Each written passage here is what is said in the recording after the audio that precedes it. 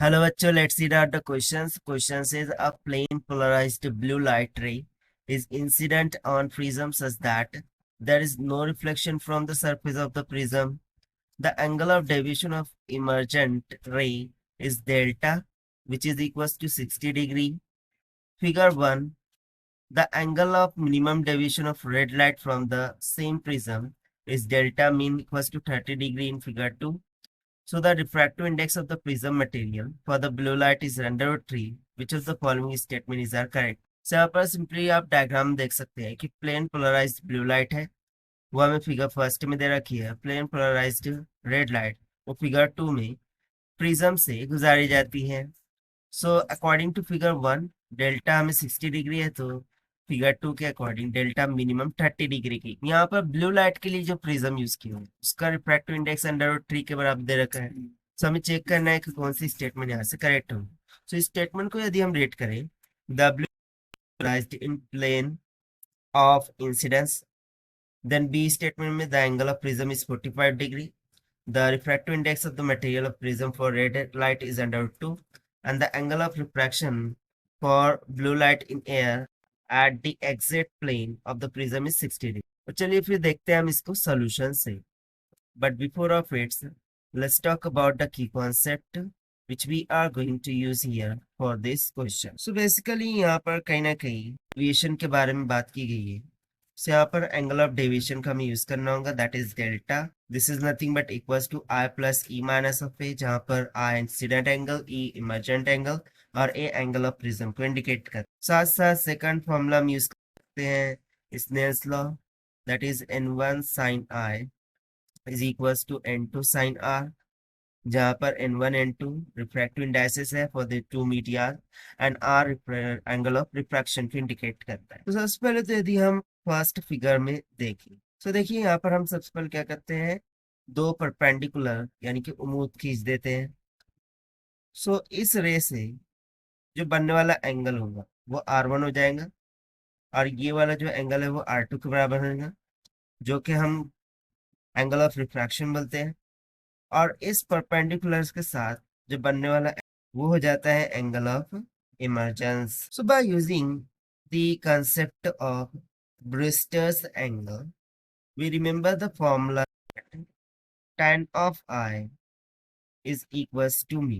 So ये भी concept हम यहाँ पर यूज करने वाले हैं, that is for incidents at Brewster angle हम tan of I is equals to mu ये फॉर्मूला यहाँ पर यूज कर सकते। तो सबसे पहले तो जब लाइट स्ट्राइक कर रही है सरफेस को at Brewster's angle, so it becomes polarized perpendicular to the plane of incidence, और उस कारण से there is no reflection, there is no reflection of blue light।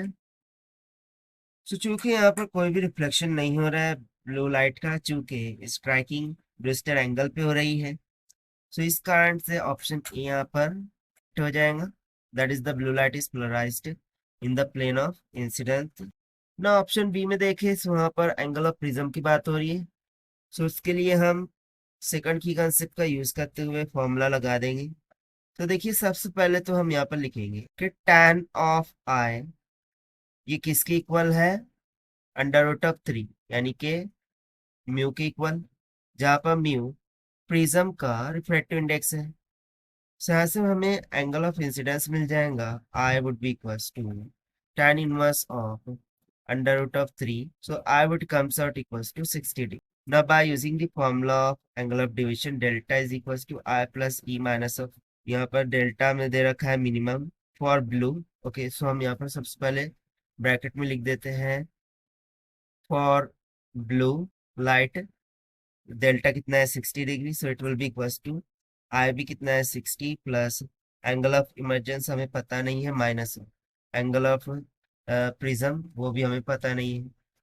तो देखिए 60 से 60 कैंसिल हो गया, दिस विल गिव अस कि angle of prism angle of emergence के इक्वल है।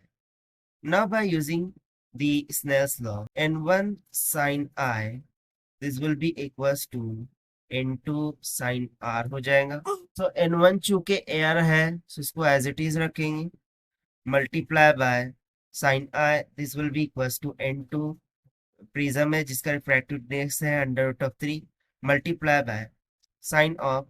अब देखिए इनिशियल केस के लिए जो एंगल ऑफ रिफ्रैक्शन है वो R1 की इक्वल है, तो यहाँ पर हम रख देंगे R1। तो simply sine of 60 this will be equals to √3 into sine of R1 हो जाएगा। सो यदि मैं इसको सिंप्लीफाई करूँ तो यहाँ से R1 कितना निकल के आ जाएगा 30 डिग्री की। उस तरीके से हम R2 निकाल लेंगे a minus of R1। So this will be equals to. So let's say this as equation first. Now again we will apply the same Snell's law but for right hand side. So इसके लिए हम लिख देंगे कि ये हमने लगाया है for लेफ्ट साइड। अब हम राइट हैंड साइड के लिए स्नेल्स लॉ का यूज करेंगे। सो उसके लिए n1 sine i is equals to n2, ये हो जाएगा साइन ऑफ r की इक्वल।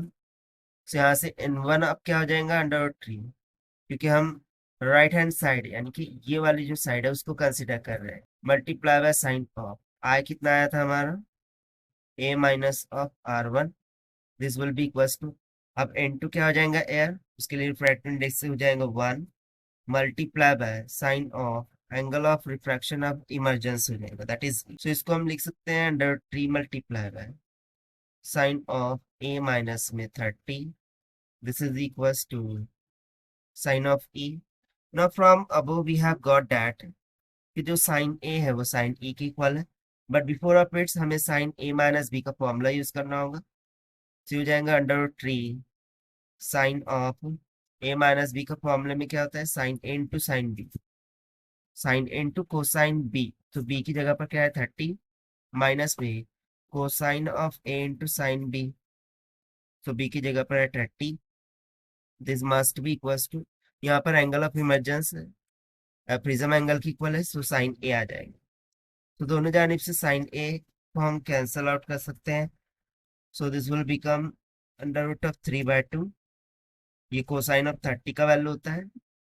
तो यहाँ पर बच जाएगा √3 माइनस में कोसाइन अपॉन साइन क्या हो जाएगा cot of a, this will be equals to 1।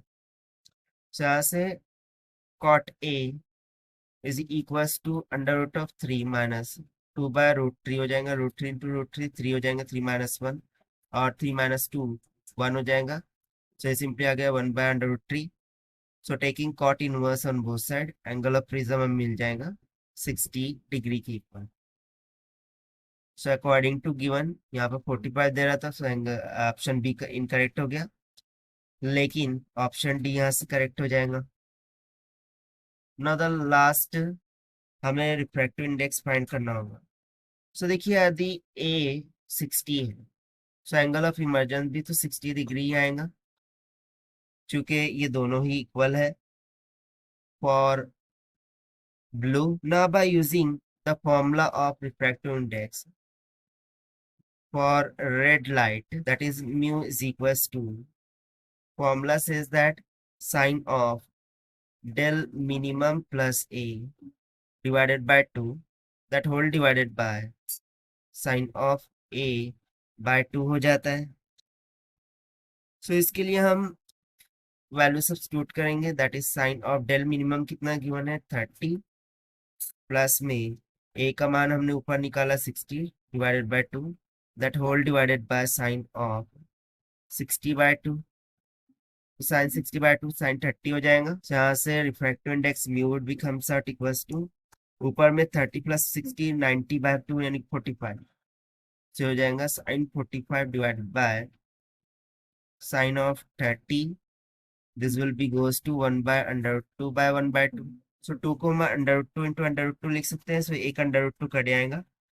तो सिंपली हमें refractive index for red light, और रेड लाइट के लिए जो प्रिज्म का रिफ्रैक्टिव इंडेक्स है वो किसके इक्वल मिल गया √2 के इक्वल। देखिए यही हो जाएगा हमारा required answer for this question.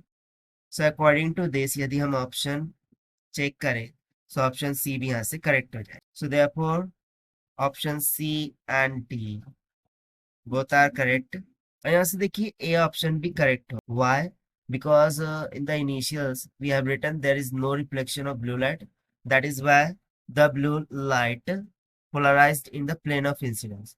सो यहाँ पर ऑप्शन ए भी करेक्ट होगा and therefore option A, C, D will become correct. So this is the required solution. I have understood well. Best of luck. Thank you.